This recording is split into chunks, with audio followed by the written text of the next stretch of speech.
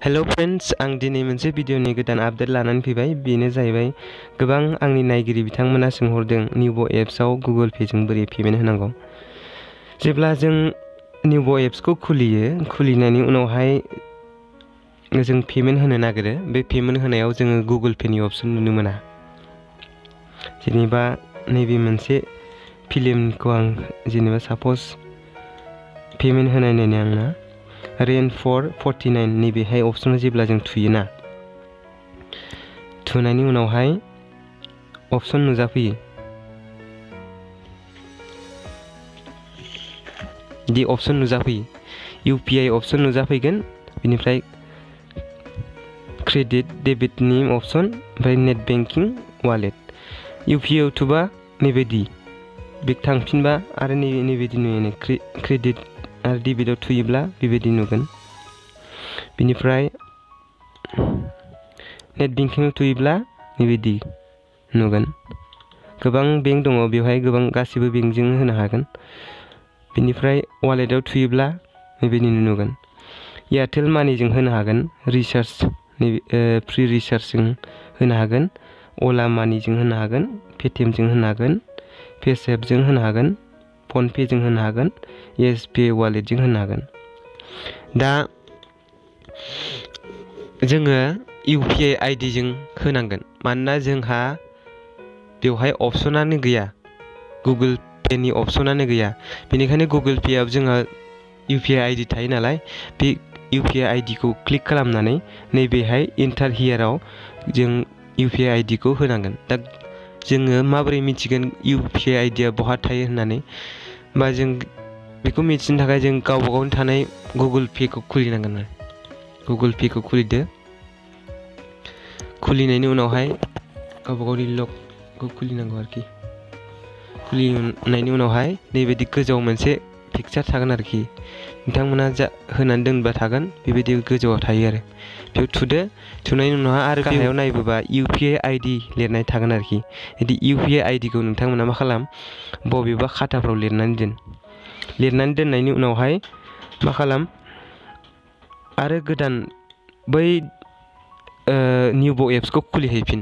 खुलिनानै नैबेहाय इन्टार हियार होननाय दङ, UPI ID आ बेवहाय लिरदो आरो। जेनेबा आंनिखौ लिरनोसै आं। दा बेबायदि लिरखांनायनि उनावहाय नैबे आगदाथिं मोनसे दं भेरिफाइ होननाय, बे भेरिफाइआव थुयोब्ला नैबे लिरनाय UPI ID आ जुदि कारेक्ट जादोंबा गावबा गावनि नाम फैगोन गाहायाव। माने बिनि उनाव प्रसिड एन्ड पे होननाय अपसनाव थुनायनि उनाव मा मोनसे अपसन नुजाफैगोन नैबायदि नुजागोन। अपेन गुगल पे मबाइल एप्सखौ अपेन खालामनो थिनदों। Approve payment of 49।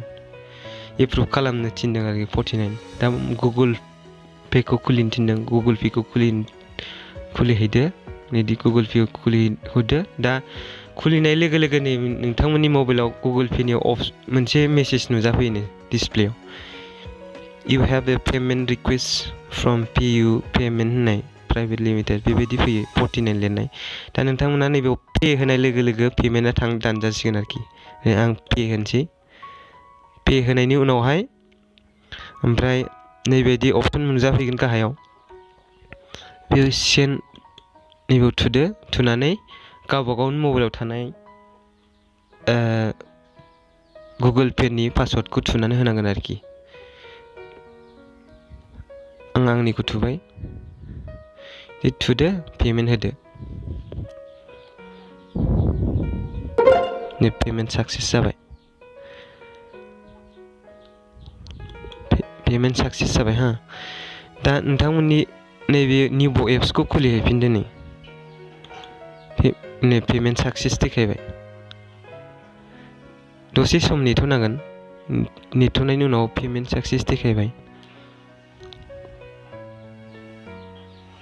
दा नोंथांमोना बेक थाङोब्ला, फिल्माव दहायनियाव थांफिनोब्ला, बेक थांफिनबा नैबे दे फैबाय। पेमेन्ट होखानाय जाबाय नालाय, वाट्स एक्सपायार इन 3 days नो 3 गेजेराव नायनो हागोन आरो। जेनेबा आं बेखौ ओरै बेयाव थुनाय लोगो लोगो मैं इस जन्म तक क्या अगले 7 जन्मों तक तेरे नहीं हो सकते। मुझे बाइक वाला नहीं चाहिए, मुझे बोलेरो वाला चाहिए। बबे समाजनि बाथ्रा बुंदों नों? ATM जों पेमेन्ट होनो नागिरदों बा गोसो जादों बिथांमोना आंनि सिगाङाव बानायनाय भिडिअखौ नायनो हागोन आरो बे भिडिअखौ नोंथांमोना आंनि डिसक्रिप्शन लिंकआव होनाय जागोन। आं बे डिसक्रिप्शन लिंकआव नोंथांमोना थांनानै नायहैनो हागोन। जेसेबां गोदान भिडिअ दं प्रसेसआ एखेयानो। दा आं नैबे बेकार रमिय'खौ दा पेमेन्ट होदों। थिग बे रोखोमनो नैबे बिशम्बिखौबो बेबायदि पेमेन्ट होनो हागोन। बेनिफ्राय दा नैबे फिल्म फैगासिनो दङ, हगारथ'नाय जायाखै। खामग्लिनाय गोसोनि मोदै बेखौबो हगारनाय जागोन। कामिं सुनसो जेब्ला होयो अब्ला पेमेन्टनि अपसन थागोन बेहाय।